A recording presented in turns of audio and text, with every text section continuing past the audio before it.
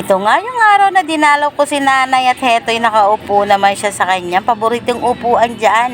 Ibinili nga pala yan ng aking sister at para daw sa kanya at makarelax-relax siya. At nasa likuran nga ang sister at ko't naglalaba ay nakita ko naman tong puno ng kamyas ay pagkadami-daming bunga. Kaya naman heto at ako'y mamimita, saani ako ng konti.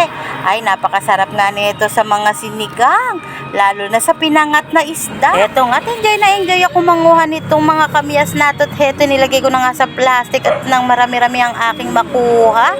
Ay alam nyo ba dati, kwento ko sa inyo, napakaraming puno dito sa amin. Sa likuran nga namin na yan ay may mga puno ng jesa, bayabas, mangga. Ay ang pinakamasarap dyan sa likod ng bukid at maraming puno ng mangga. Pagdating ng hapon ay napakalamig nga naman.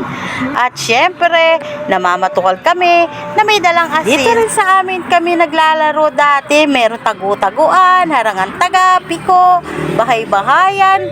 Ay, Diyos ko, napakasarap nga namang maging bata noon at nakaka-enjoy talaga ang aming childhood.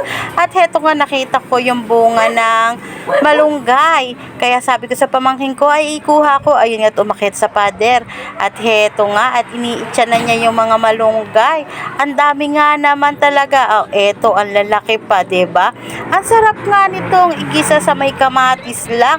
Ay, panalo. Ayan, tinangkay-tangkay ko na yan. At syempre, iuwi ko yan sa amin sa Bustos o Pack, diba?